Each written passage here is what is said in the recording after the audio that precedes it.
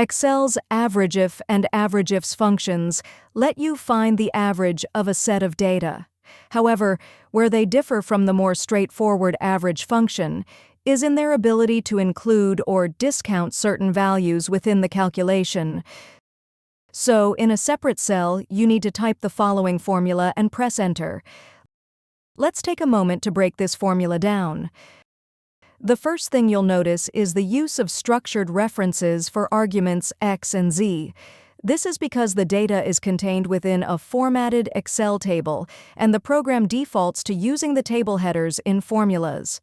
Second, argument y is contained within double quotations.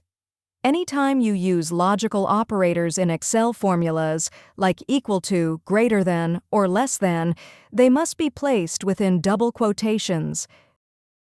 Since there are two criteria, age and gender, you need to use the AVERAGEIFS function.